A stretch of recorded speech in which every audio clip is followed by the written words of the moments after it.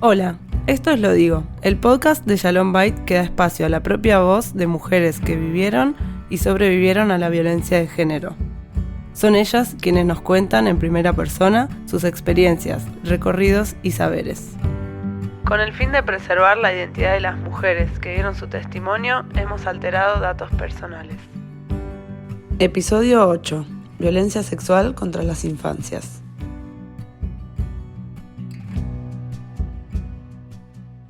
Bienvenidas y bienvenidos a un nuevo episodio de Lo Digo, el podcast de Shalom Bait, un podcast sobre la violencia de género.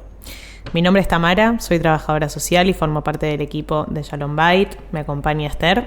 Hola, ¿qué tal? Soy Esther, psicóloga de Shalom Bait. En este episodio vamos a hablar sobre la violencia sexual contra las infancias en el ámbito familiar o cercano a niñas y adolescentes. Queremos aclarar, como en otro episodio, que decimos violencia sexual contra las infancias y no abuso sexual infantil, para poner énfasis en que es una forma de violencia y que no es infantil, sino que es adulto y contra las infancias. Hoy nos acompañan Julia y Celeste. Hola, chicas. Hola.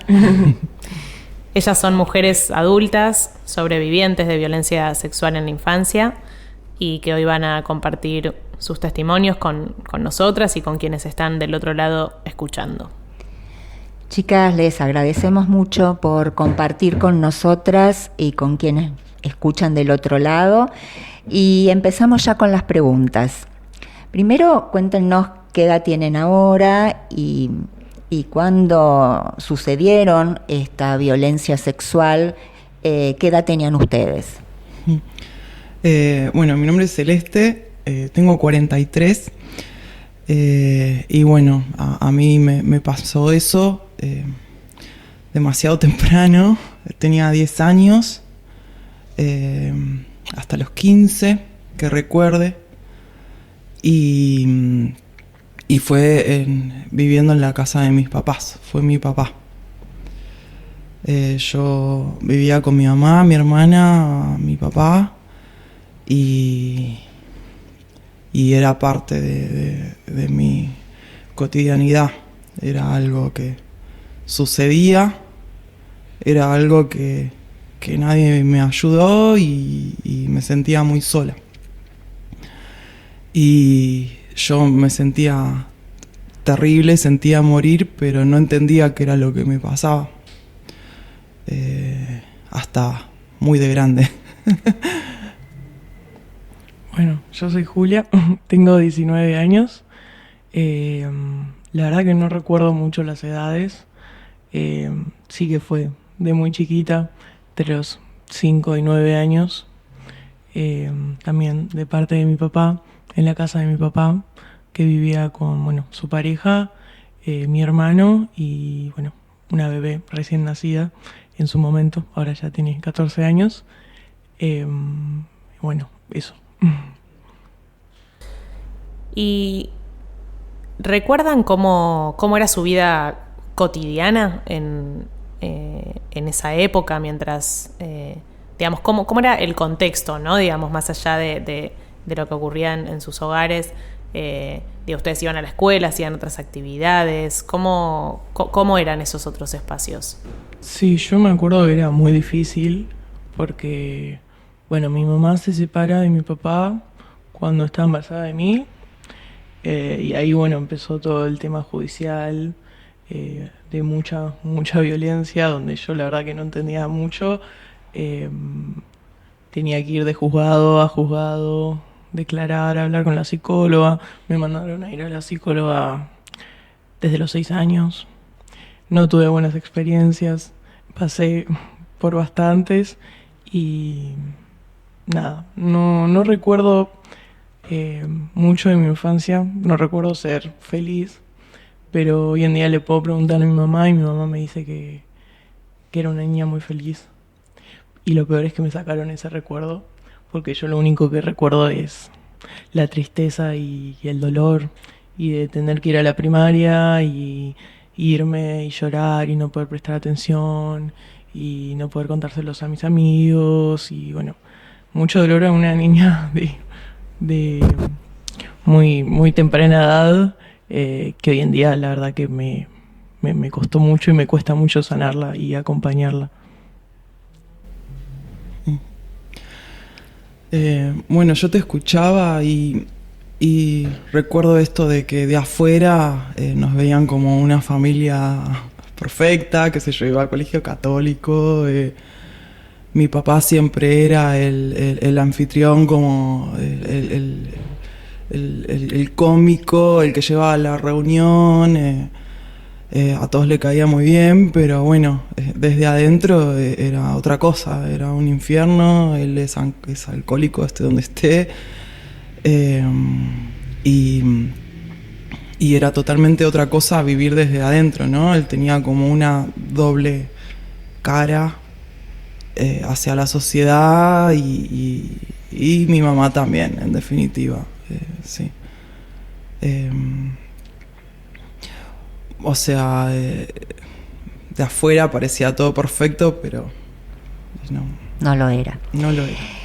Y en ese momento pudieron hablarlo con alguien, contarle a alguien en la escuela, en la casa, algún familiar, alguna amistad, a alguien. Con lo que decía Celeste, me pasaba que, bueno, también mi viejo es una persona con mucha guita, y así de familia perfecta, que compra siempre, entonces era muy difícil decirle a alguien como, mira, me está pasando esto, porque no me iban a creer. De ¿Vos hecho, sentías eso, que si lo contabas no te iban a creer? No, y de hecho cuando decía que no quería ir a su casa, que yo lloraba un montón y hacía escándalos y me escondía porque yo no quería ir, era como que no me creían. Era, ¿por qué no vas a ir a la casa del mejor padre que te pudo tocar en la vida? Entonces el sentimiento de la culpa de decir, ¿por qué no lo quiero ver? Y tampoco entenderlo, porque yo no sabía por qué lo quería ver, no lo quería ver. Totalmente. Bueno, en mi caso nosotras le teníamos miedo, yo creo que las tres, mi hermana, mi mamá y yo. ¿Se acuerdan un caso en los 90 de un dentista que mató a toda su familia? Bueno, él lo festejaba. Esto es lo que hay que hacer con ustedes. Barreda, el famoso caso Barreda. Era terrible y yo moría de miedo porque yo pensaba que cualquier cosa podía pasar, y en esa casa cualquier cosa podía pasar de verdad, como no había nunca una seguridad de algo. Sí, hay siempre, ¿no? Como hay un contexto en el que ocurren estas situaciones por un montón de motivos que están nombrando, que hace que a una se le dificulte poder ponerlo en palabras, ¿no? Miedo, vergüenza. También, digo, las edades que ustedes cuentan son distintas, ¿no? En relación a los momentos en los que vivieron. Entonces, lo que decías vos, Julia, también tiene que ver con una niña muy pequeña, ¿no? Y también seguramente una experiencia como mucho más difícil de verbalizar, de procesar, ¿no? Y de entender, ¿no? Digamos, qué es lo que estaba pasando. Y es un factor también importante a la hora de pensar cómo hace una para poder decir esto, porque no solamente es quien ejerce la violencia, ¿no? También es si en el entorno hay alguien que está dispuesto a poder escuchar esto, ¿no? Por eso preguntábamos más en relación a cómo era lo cotidiano, qué personas circulaban alrededor de ustedes, para poder entender por qué a esas personas no podía accederse con el relato, con lo que contaba Julia antes. Era, bueno, lo que hace una nena pequeña es llorar, decir no quiero, ¿no? Y qué otras cosas intentaron hacer. Bueno, en mi caso, en los momentos en que me pasaba eso, yo no lo tenía como algo que me estaban haciendo algo que no se debía, porque a mí me criaron así. Era algo que se consensuaba. Yo recuerdo de decir que no quiero ir, y el otro todo en pedo y hinchando y demás, y mi mamá anda. Entonces, en definitiva, no había indicios más de que lo que yo sentía, y mi rechazo y mi asco y mi todo, que eso estaba mal. Porque en definitiva, todos en esa casa consensuaban. Nadie me dijo, eso está mal, está bien lo que vos sentís y está mal lo que te están haciendo. Entonces, crecí como, o sea, yo tuve que volver como a aprender todo, los límites, ¿no? ¿Qué está bien, qué está mal? Todo reaprendí, como... Y vos decías que tu mamá te decía, anda, y esto porque ella sabía lo que ocurría, ¿no? En ese momento no estaba al tanto todavía, ¿no? Sí, ella veía cosas. Ah, veía.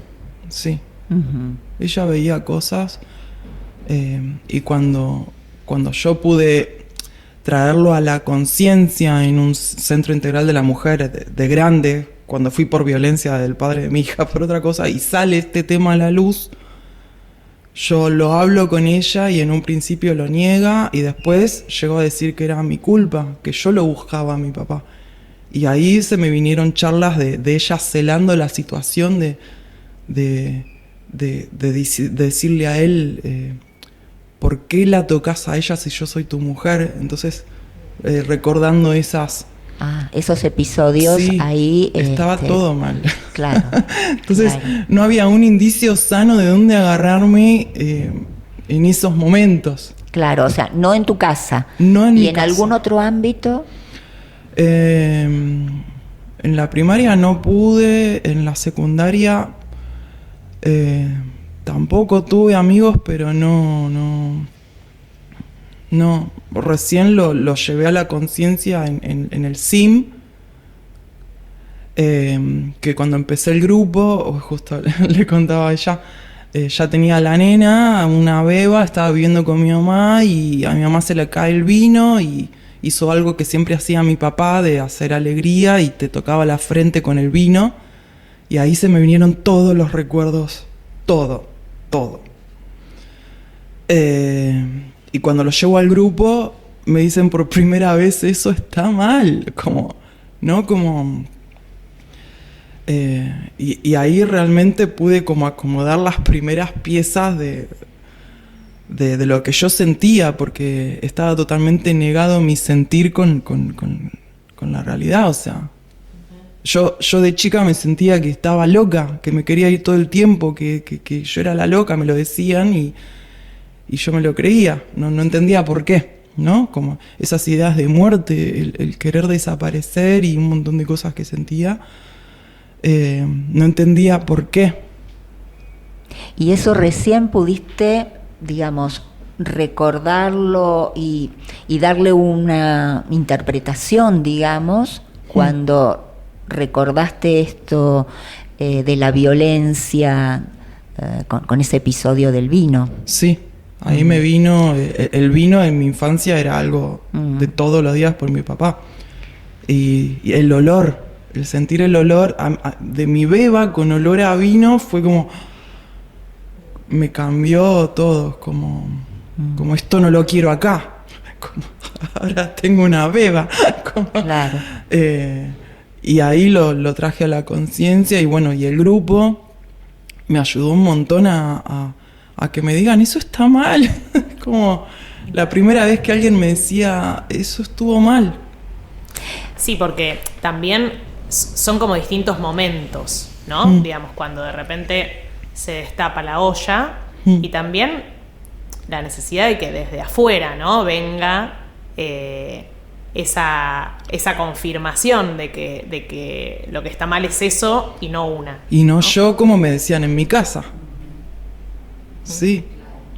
Y para mí el afuera me salvó. Como... no sé, fue por eso me parece tan importante lo que ahora hacen en los colegios con las ESI.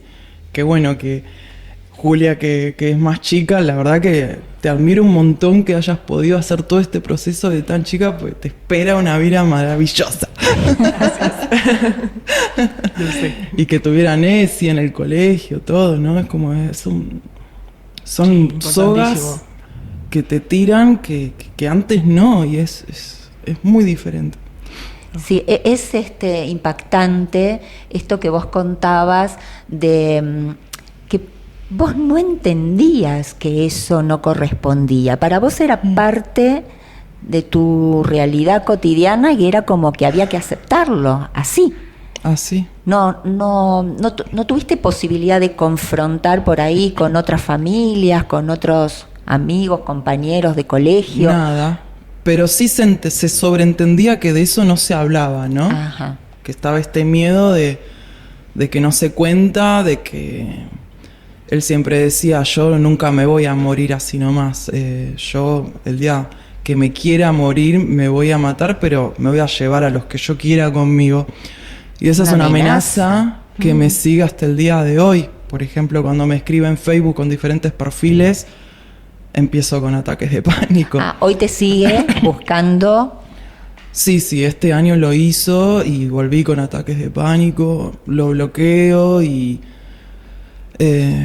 sí, su presencia todavía me perturba el día de hoy. Es como que esa emoción de niña vuelve como si no hubiera pasado el tiempo.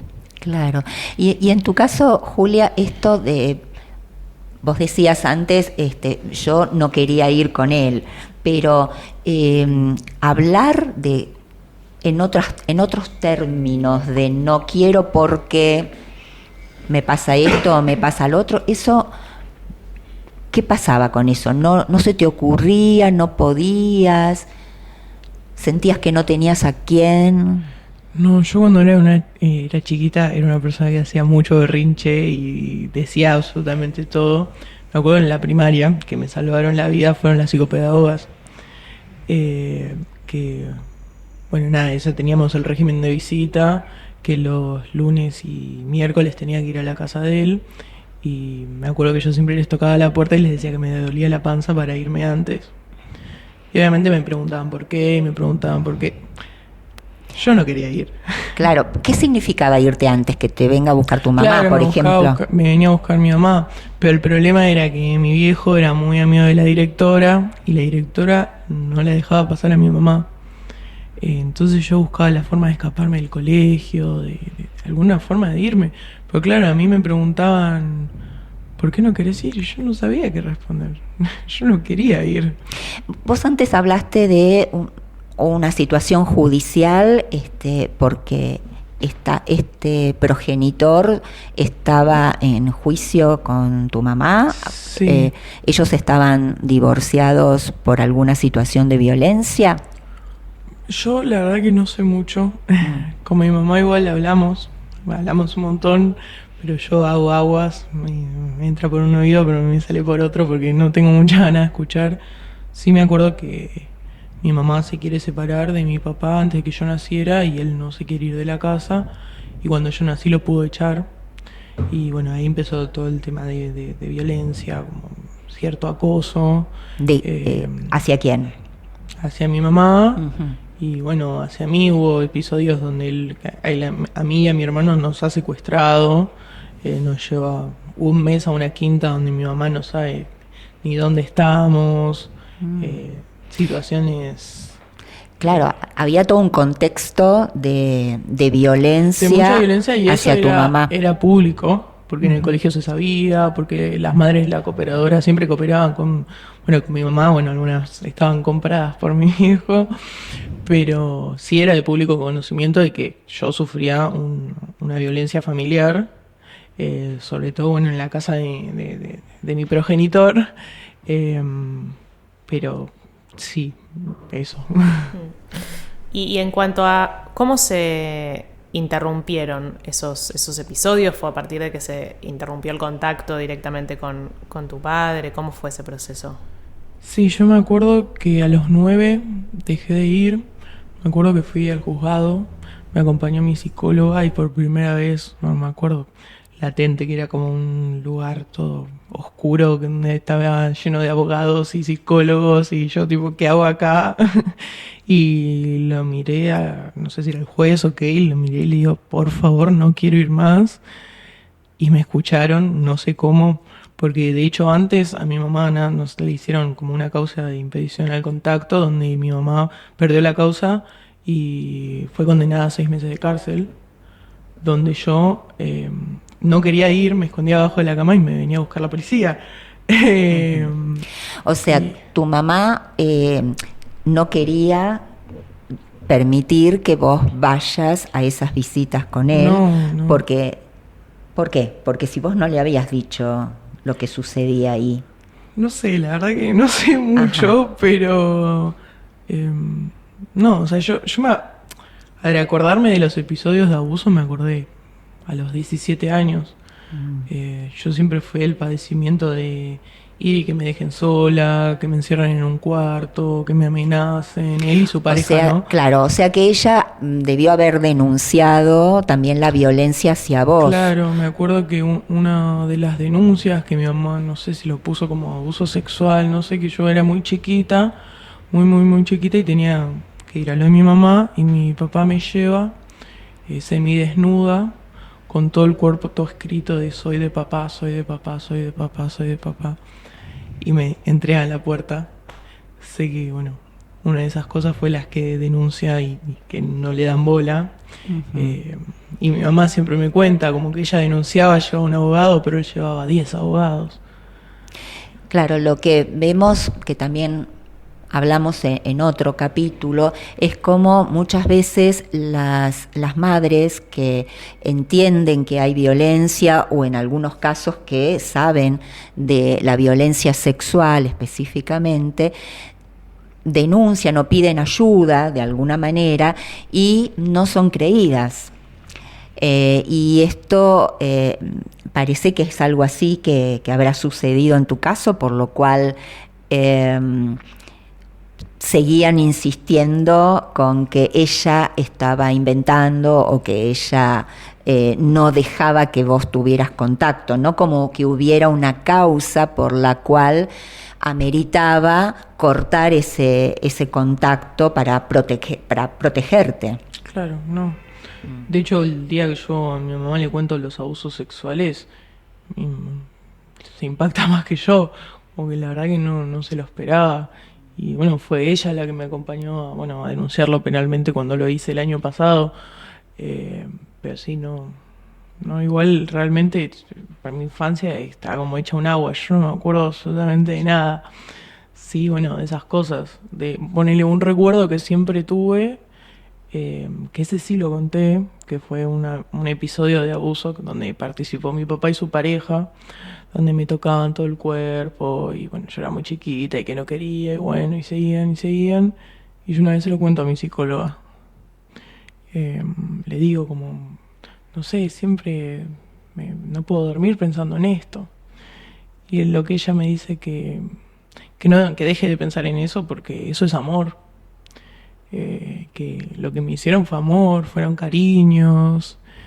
Y bueno, y en ese momento a mí se me nubla la mente, porque digo...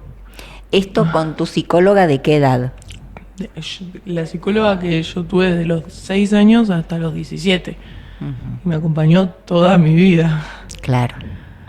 Es la misma que en las declaraciones de la causa penal, que no llegó a nada por no haber suficientes pruebas. Ella declaró, yo no lo leí, Celeste lo leyó por mí, donde ella se postula en contra de mi mamá, que mi mamá es la loca, que como siempre, ¿no? La misma historia. Bueno, el tema es que tu papá también es un hombre de mucho poder, que tiene muchos contactos, y la psicóloga venía de parte de él, ¿o no? Sí.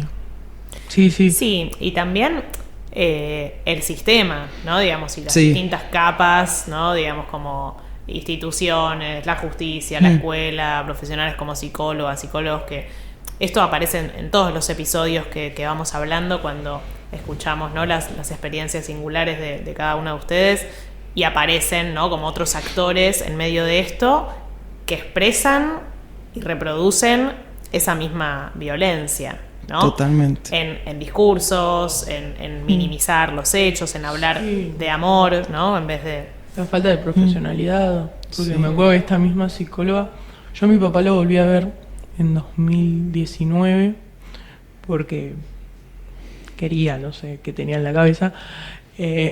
Pero bueno, siempre que iba era como que miedo que me viole y yo no sabía de dónde venía ese miedo.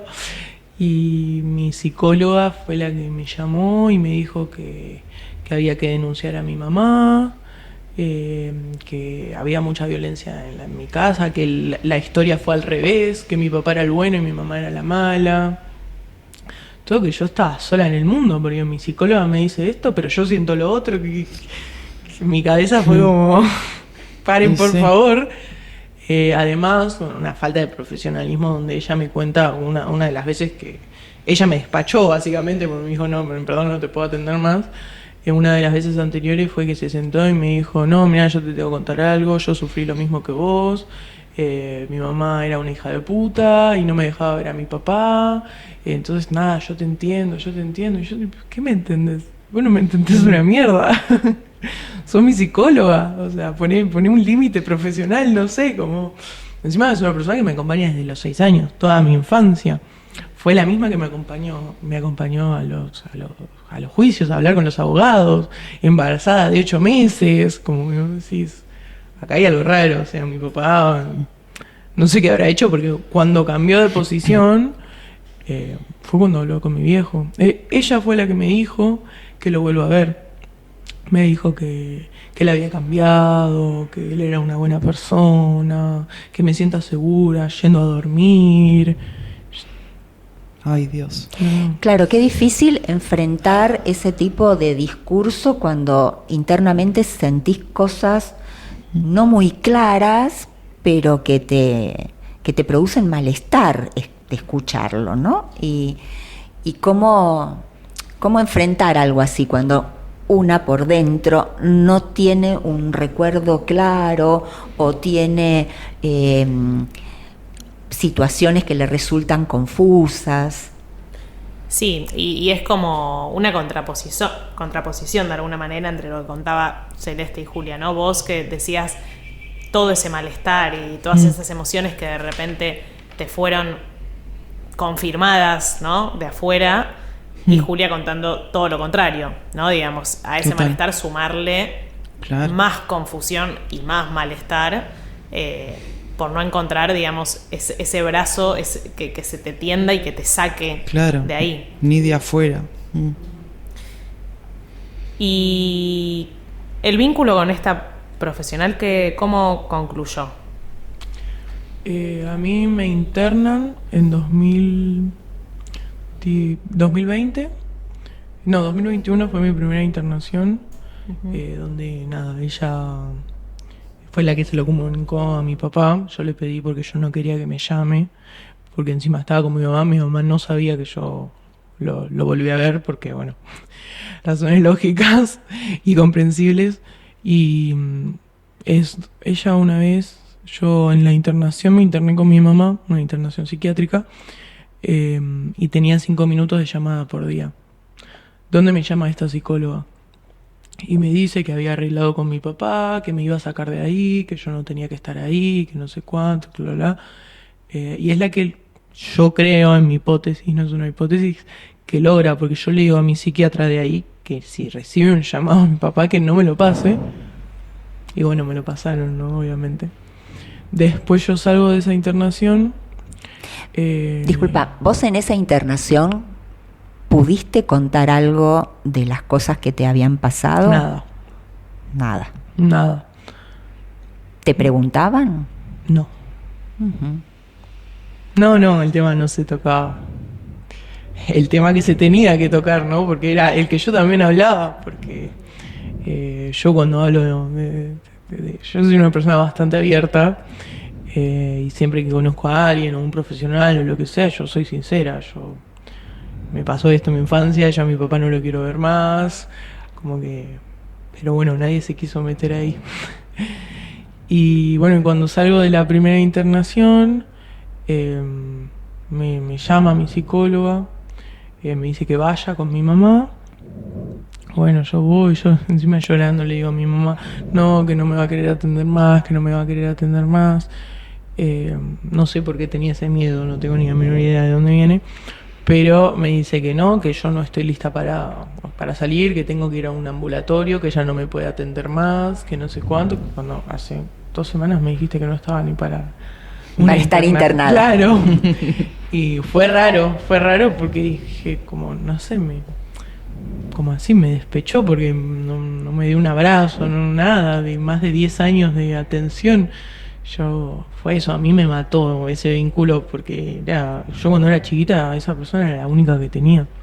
¿Y qué entendiste vos de lo que sucedió? Yo siempre tuve la hipótesis de que habló con mi viejo y no sé si mi viejo era así de pincharte los teléfonos, de amenazarte con perder el trabajo o conseguirte el mejor trabajo del mundo. Y yo creo que mi hipótesis de ingenua es que, no sé, la amenazó yo porque todavía la quiero y no quiero creer que es una mala persona. Pero la verdad que no sé qué pasó. Uh-huh. Claro. Sí. Chicas, y yendo un poco más a la actualidad, ¿no? Bueno, vos, Julia, igual estabas contando cosas bastante actuales porque sos re joven, pero ¿identifican cómo estas experiencias que sufrieron de chicas afectan su vida adulta en cuanto a relaciones personales, ¿no? Digamos, con confianza en las demás personas o en qué otras áreas de sus vidas creen que las afectó y que quieran compartir? Bueno, en los vínculos con hombres, yo es lo más marcado que tengo, o sea, repetí 2 veces hombres violentos. El papá de mi hija más grande es por el que llego a los CIM, a los Centros Integral de la Mujer, en este famoso grupo donde tomo conciencia de lo de mi papá. Él era súper violento físicamente, sexualmente también. Y bueno, y logro denunciarlo y por suerte él desaparece, ¿no? La verdad, por suerte. Y después, a los meses, conozco a mi segundo marido, que estuvimos 18 años casados y en un principio era como el salvador, pero bueno, tenía como esa violencia más sutil, ¿no? De humillarme, siempre yo era la que no entendía nada, ¿no? A mamá no, que no entiende, la que hacía todo mal, ¿no? Esto es todo, o sea, siempre era la que yo sola no puedo, ¿qué vas a hacer sola? ¿Qué vas a...? Y me costó un montón separarme de él. Lo logré. Y bueno, y ahora estoy sola y no confío en nadie. Es como que recién hablaba con Julia, que bueno, logra una relación sana con un hombre y yo digo, qué lindo, ¿no? Yo no sé por dónde empezar, como... porque sí he salido con varones desde que me separé, pero vuelvo a caer siempre en el mismo patrón.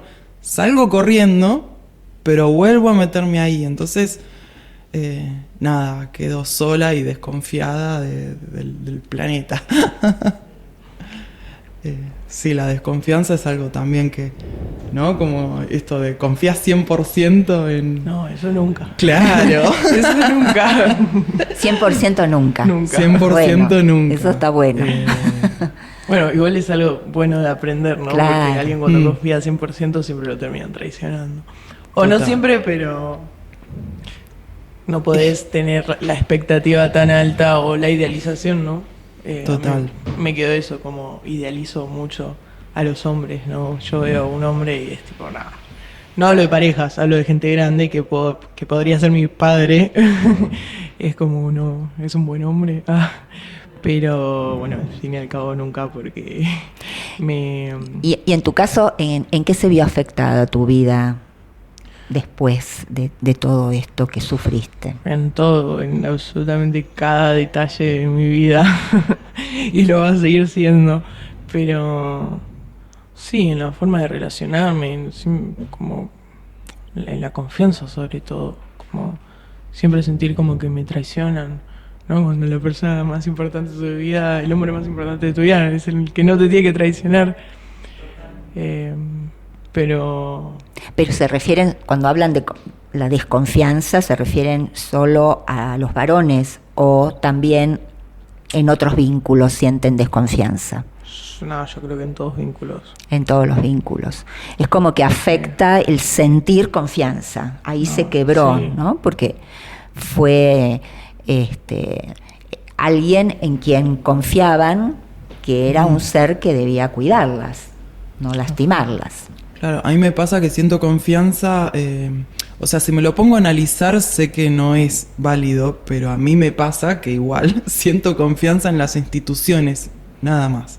Ajá. Y en las personas que conozco, como que hay una bala ahí y que no es una persona individual, como...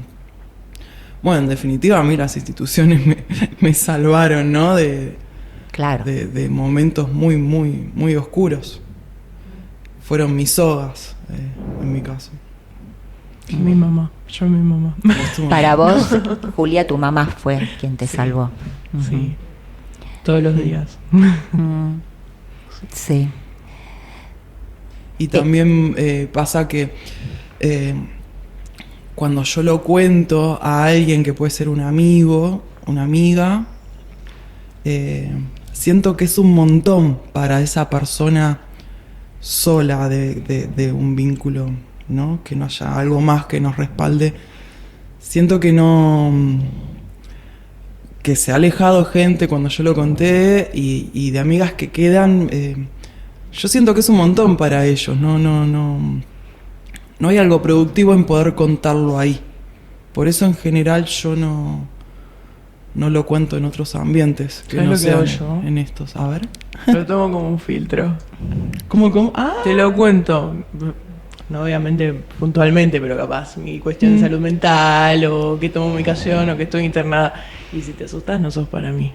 Claro.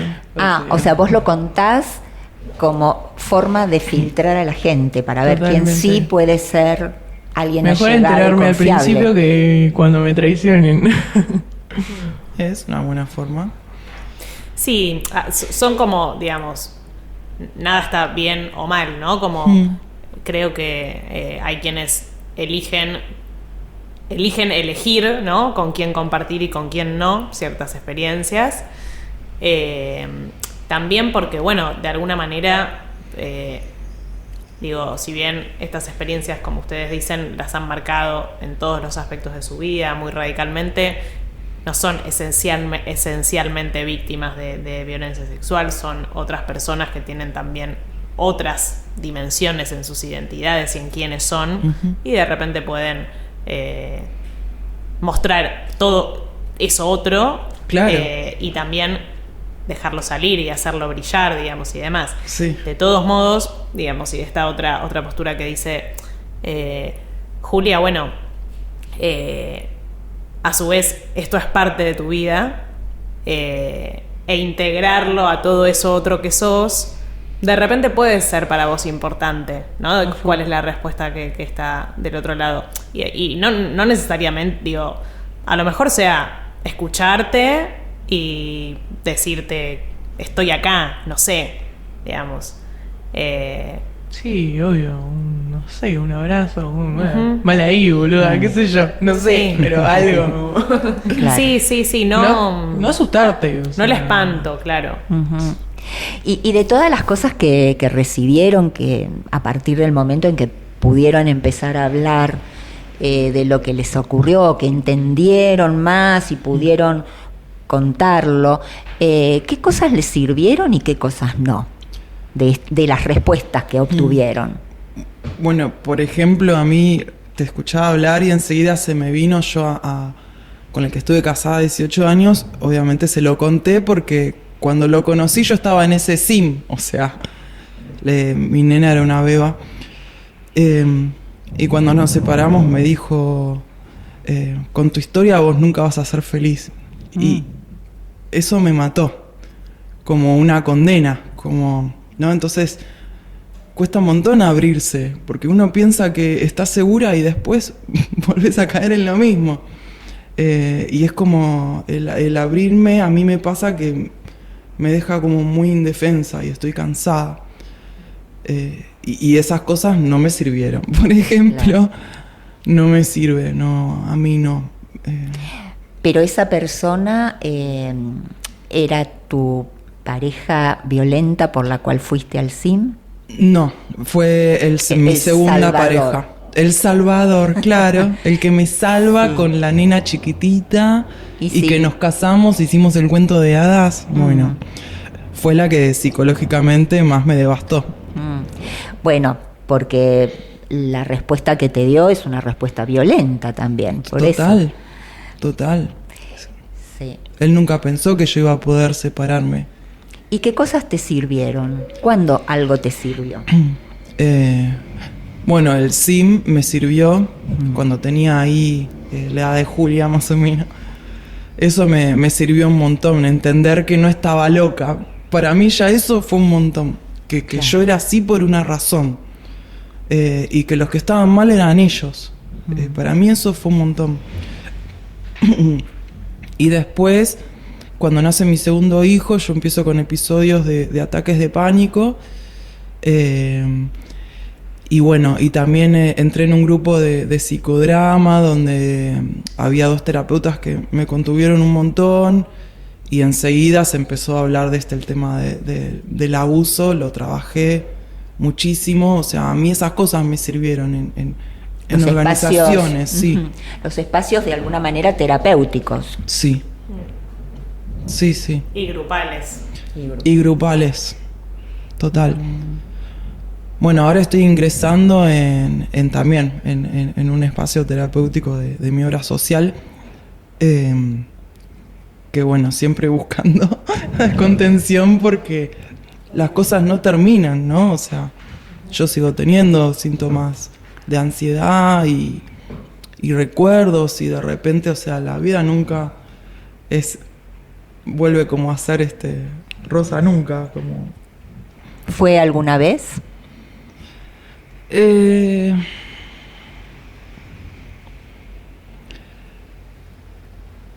Y antes de los 10 años vivíamos en otra casa, a los 10 me mudé. Yo ahí siento como que hubo un corte. Desde que me mudé a los 10, mi vida fue un infierno. Y antes me recuerdo como jugando, tenía una calecita, como que, o sea...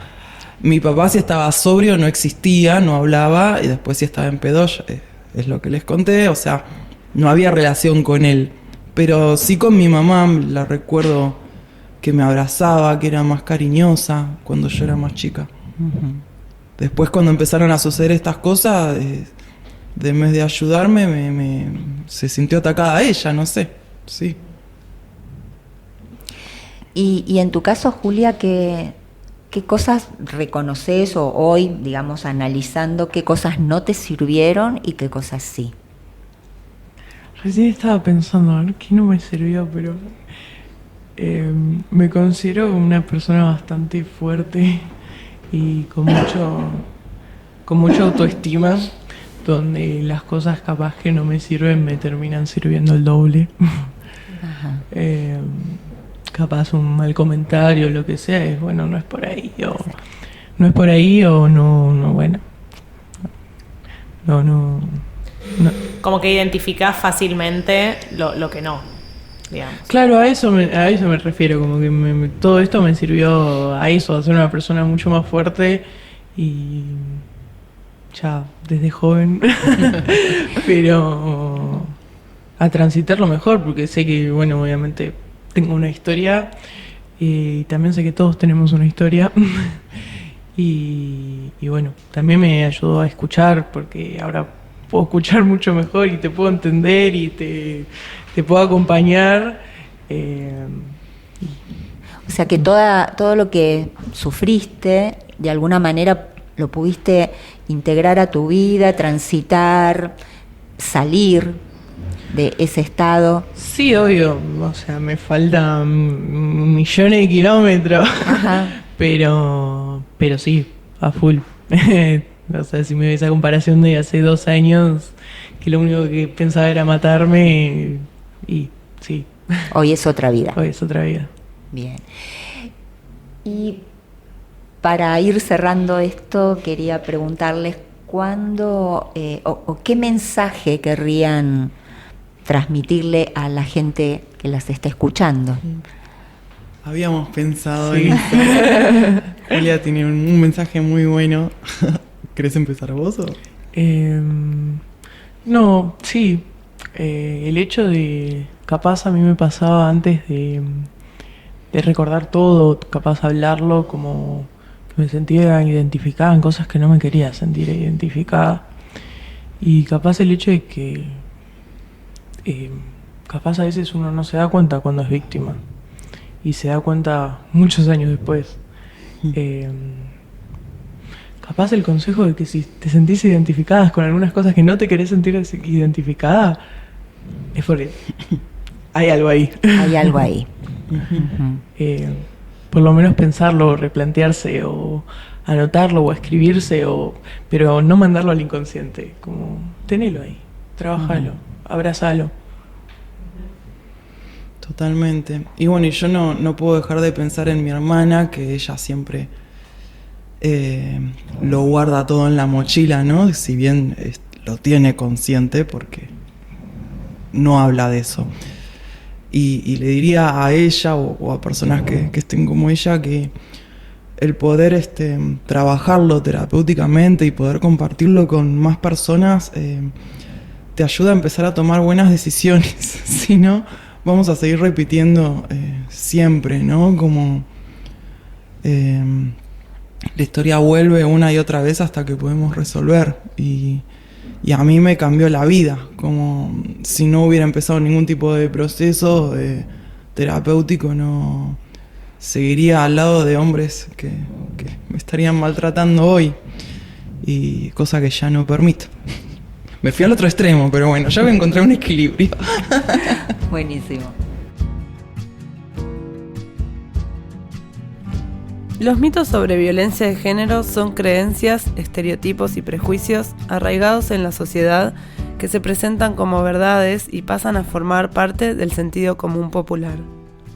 Estos conceptos justifican la violencia contra las mujeres, minimizan sus efectos y responsabilizan a las víctimas. Así, se convierten en barreras para la concientización sobre la violencia de género, para que las víctimas sean escuchadas y puedan pedir ayuda.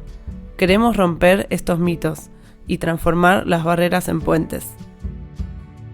Voy a compartir un mito para que intercambiemos un poco y nos cuenten lo que piensan.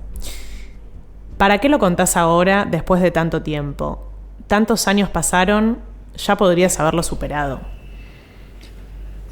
A mí lo primero que se me viene es que la emoción no tiene tiempo. O sea, yo cuando siento cosas vuelvo a ser esa nena de 10 años muerta de miedo y tengo 43. Y eso viene cuando viene. En mi caso me llegó a los 21, 22 y empecé a trabajarlo más grande. Como eso, cada uno lo trae a la conciencia cuando está lista, no es en cualquier momento. Sí, además algo que capaz te pasó en tu infancia repercute más de lo que te pasó hoy al mediodía, como que uno hace esos recuerdos y uno esos recuerdos, y si no los trabaja también es al fin y al cabo una traba. Como yo creo que si no hubiese trabajado esto, yo no sé si no me hubiese matado. O sea, nunca es tarde para hablar, porque hablar siempre hace bien y hablar siempre sana. Sí.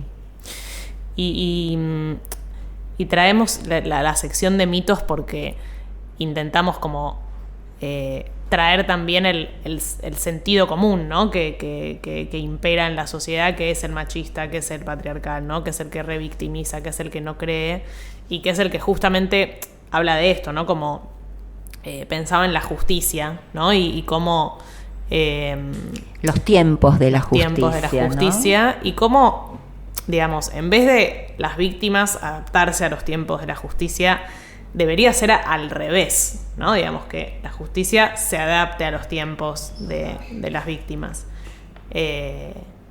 Y esa es una lucha que está dándose y que está ahí viva y me parece que es como una buena causa por la que seguir, ¿no? Y también pensaba qué importante es escucharlas a ustedes hablar de la niña que fueron y de los padecimientos como niña, ¿no? Porque muchas veces a las niñas y niños no se los escucha, se descree de su palabra. Y ahora acá tenemos la oportunidad de escuchar en el relato de ustedes qué sentían, qué sintieron esas niñas mientras les sucedían cosas, y quiénes prestaban atención a eso y quiénes no, y quiénes, teniendo herramientas, teniendo posibilidades de acción para interrumpir esa situación que estaban viviendo de violencia sexual, miraban para otro lado o hacían exactamente lo opuesto a cuidarlas. Y aún dentro de ese escenario, bueno, tratar de rescatar quiénes sí o de qué manera sí se puede rescatar a la niña, ¿no? Acá hablaron bastante también de la importancia del grupo como un espacio donde poder identificarse con otras y juntas salir de esa situación. Así que bueno, les agradecemos muchísimo por los testimonios. Muchas gracias, chicas. A ustedes. Y a ustedes por el lugar. Gracias. Si estás en una situación de violencia de género o te resultó familiar algo de lo que escuchaste, no estás sola. Podés contactarte con nosotras. Hay salida de la violencia de género. Esto fue Lo Digo, el podcast de Shalom Bait. Cada testimonio, y todos a la vez, son muestra de las transformaciones, los caminos y las luchas individuales y colectivas en la salida de la violencia. Este proyecto fue realizado gracias al apoyo de la Embajada de Irlanda.